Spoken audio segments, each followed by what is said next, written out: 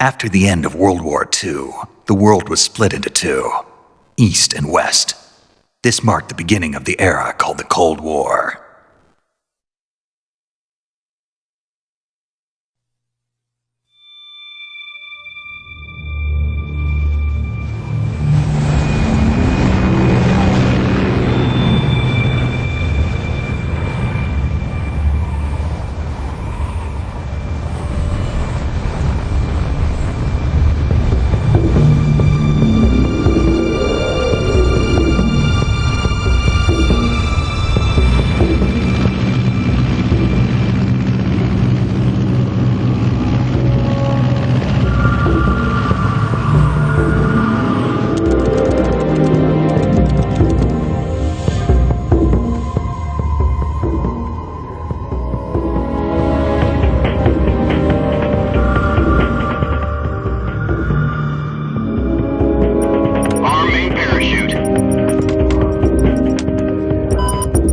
Still showing a high-pressure mass.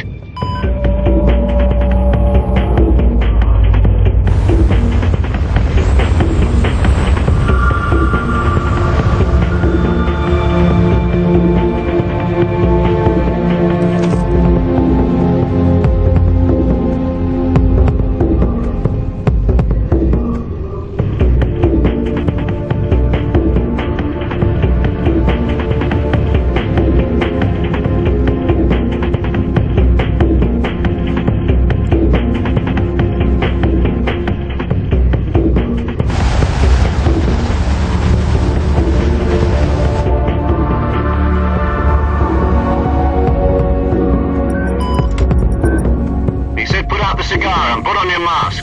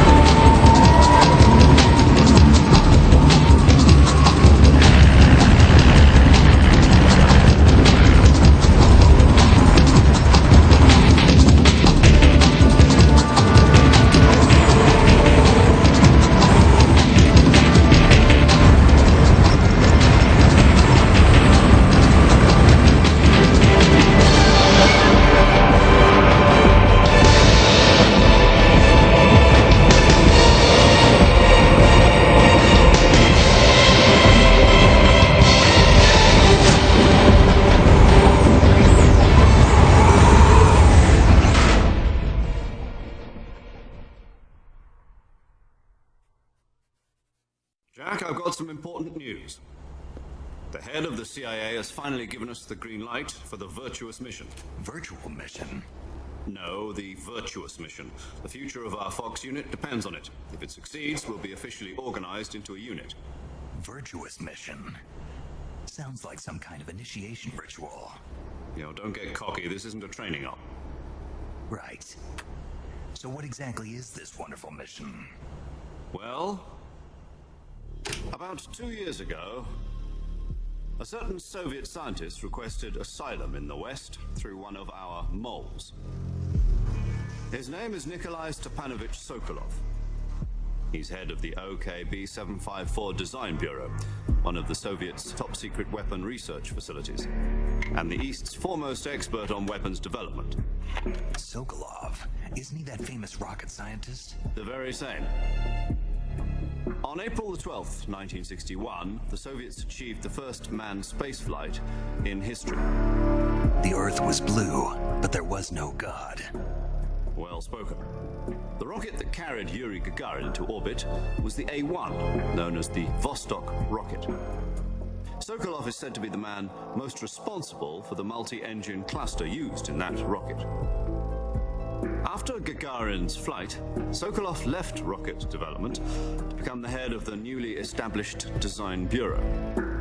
From a lowly technician to head of a design bureau, that's quite a success story, so why do you want to defect? It seems he'd become afraid of his own creations. Afraid? Call it a crisis of conscience. And for that, he left his country and his family behind and went over the fence? Not exactly. One of his conditions was that his family was also to be taken safely to the west. We used a mole to get the family out first and succeeded in sneaking Sokolov over the Berlin Wall shortly afterwards. I was the one who conducted the operation. The security on the eastern side was still full of holes back then. Then what? We got Sokolov over in one piece, but the whole ordeal had left him exhausted, and we checked him into a hospital in West Berlin. It took him 2 weeks and more than 600 miles to get from the research facility in the Soviet Union to Berlin. He was in no condition to say anything coherent. And it was only a week later that we had something much bigger on our hands. The Cuban Missile Crisis. October the 16th, 1962, President Kennedy received word that the Soviets were in the process of deploying intermediate-range ballistic missiles in Cuba. The President demanded that the Soviets dismantle and remove the missiles. At the same time, he announced a naval blockade to prevent further missile shipments from reaching Cuba. But the Soviets didn't back down, instead placing their armed forces on secondary alert. Soviet transport ships carrying missiles continued on course towards Cuba. US and Soviet forces went on alert for an all-out nuclear war.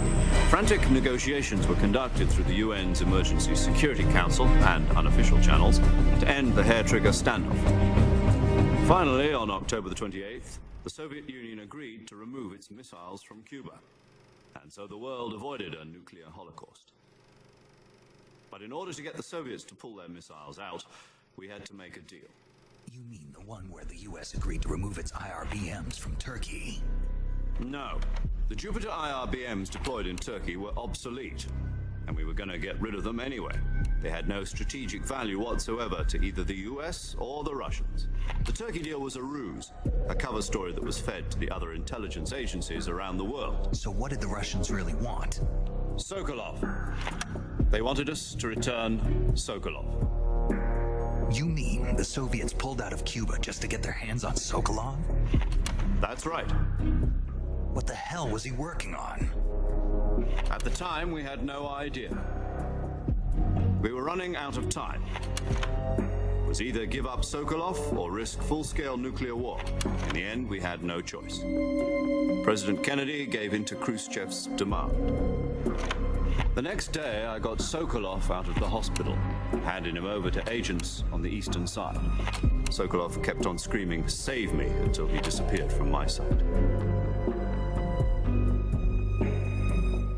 Then a month ago, we received some new information from one of our moles. About Sokolov? Yes. He was taken back to the research facility and forced to continue working on the weapon in question under KGB supervision. What's more, it's on the verge of completion. So what kind of weapon is it? Something to do with space rockets? No, missiles. Same technology. I guess you're right. We don't know the details, but it appears to be a new kind of nuclear device. For half a year now, the Soviets have been conducting frequent nuclear tests at Semipalatinsk. Something to do with the weapon, I assume. We're talking about a secret weapon so big that Khrushchev was ready to pull out of Cuba to get it back. Is Sokolov still in the facility? No. According to our intelligence, he's in Selinoyarsk, a place in the mountains about 3 miles to the west that's known as the Virgin Cliffs. The Virgin Cliffs. Nice name for a virtuous mission. They moved him there just recently. Why? Apparently, they're conducting a field test of the weapon, but it's our best chance to get him back. This mission would never have been possible if he was still in the research facility. This is our last chance. Sokolov must have known that too when he contacted us.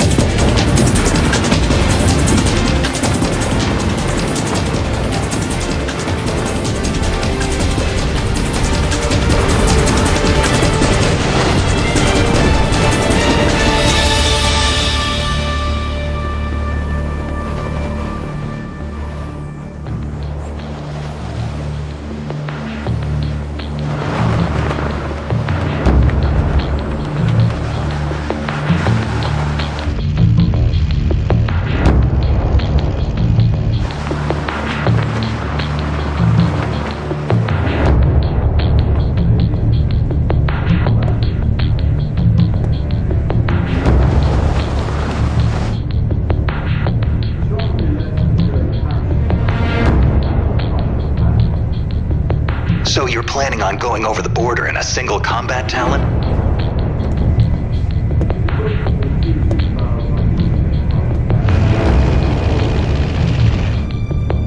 Sounds like she could hold her own against a battalion of tanks.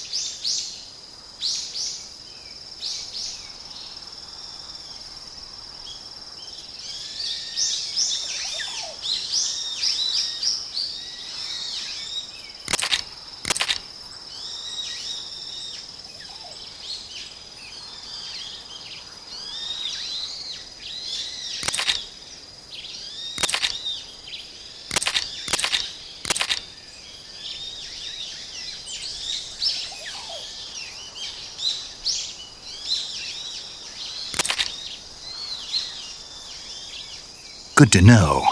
There's one more person I want to introduce you to, Snake. Huh? Speaking of snakes, you remember the boss, don't you? A legendary soldier and your mentor. Actually, it was the boss that got the DCI's authorization in the first place. She's going to be serving as Fox's mission advisor. The boss is? She also helped me plan this mission. She and I were at SAS together. Jack, is that you? How many years has it been? Boss? That's right. It's me. Talk to me. Let me hear your voice. It's been 5 years, 72 days, and 18 hours. You've lost weight. You can tell just by the sound of my voice. Of course I can. I know all about you. Really? Well, I don't know anything about you. What's that supposed to mean? Why'd you disappear on me all of a sudden? I was on a top-secret mission. You didn't need me anymore. But there were still so many things I wanted you to teach me. No, I taught you everything you needed to know about fighting techniques. I taught you all I could. The rest you needed to learn on your own. Techniques, sure. But what about how to think like a soldier? How to think like a soldier? I can't teach you that. A soldier needs to be strong in spirit, body, and technique. And the only thing you can learn from someone else is technique. In fact, technique doesn't even matter. What's most important is spirit. Spirit and body are like two sides of a single coin. They're the same thing. I can't teach you how to think. You'll just have to figure it out for yourself. Listen to me, Jack. Just because soldiers are on the same side right now doesn't mean they always will be. Having personal feelings about your comrades is one of the worst sins you can commit. Politics determine who you face on the battlefield. And politics are a living thing. They change along with the times. Yesterday's good might be tomorrow's evil. Is that why you abandoned me? No, it had nothing to do with you. I already told you, Jack. I was on a top-secret mission. A soldier has to follow whatever orders he's given. It's not his place to question why. But you're looking for a reason to fight. You're a natural-born fighter, but you're not quite a soldier. A soldier is a political tool, nothing more. That's doubly true if he's a career soldier. Right and wrong have no place in his mission. He has no enemies and no friends. Only the mission. You follow the orders you're given. That's what being a soldier is. I do whatever I have to get the job done. I don't think about politics. That's not the same thing. Sooner or later, your conscience is going to bother you. In the end, you have to choose whether you're going to live as a soldier or just another man with a gun. There's a saying in the Orient, loyalty to the end. Do you know what it means? Being patriotic. It means devoting yourself to your country. I follow the president and the top brass. I'm ready to die for them if necessary. The president and the top brass won't be there forever. Once their terms are up, others will take their place. I follow the will of the leader, no matter who's in charge. People aren't the ones who dictate the missions. Then who does? The times. People's values change over time, and so do the leaders of a country. So there's no such thing as an enemy in absolute terms. The enemies we fight are only enemies in relative terms, constantly changing with the times. As long as we have loyalty to the end, there's no point in believing in anything, even in those we love. And that's the way a soldier's supposed to think? The only thing we can believe in with absolute certainty is the mission, Jack. All right, but do me a favor. What is it? Call me Snake. Snake. Oh, right. Your code name is Snake. It suits you well. That's right. The legendary unit that the boss put together during World War II was a snake. The Cobra unit, a group of heroes that brought the war to an end and saved the world. As long as you've got a legendary hero backing you up, you'll be fine. Isn't that right, Snake? Yeah, I can't think of anyone else I'd rather have with me. Oh, and one more thing, boss. Yes? It's good to hear your voice again. Same here. After all, who knows if either of us will make it out alive? Snake, you are always best at urban warfare and infiltrating buildings. But this is the jungle. Survival is going to be key. Those CQC techniques I taught you are sure to come in handy. CQC. Close quarters combat, huh? I've been in the Green Berets for the past few years. I'm probably pretty rusty. Not to worry. I'll be here to help you remember. After all, this is your first actual survival mission. I'll be supporting you over the radio. Where are you, boss? Next to the Major? The boss is communicating with us by radio from aboard a Permit-class submarine in the Arctic Ocean. My frequency is 141.80. Call me if you need my advice on battle techniques. Gotcha. Your mission is to retrieve Dr. Sokolov.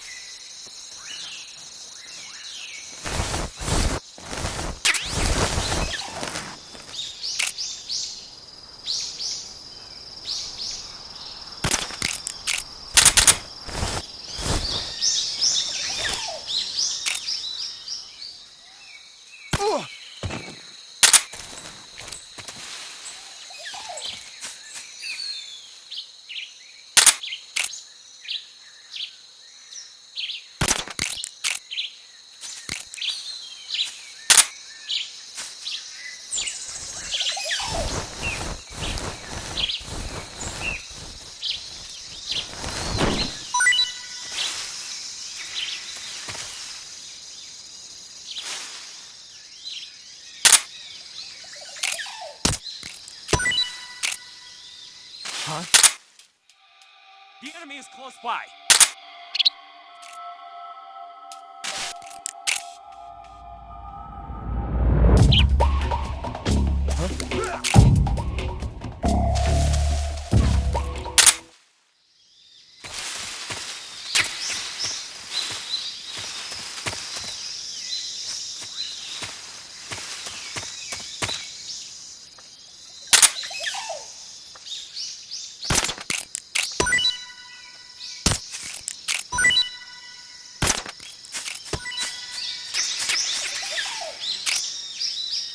Huh?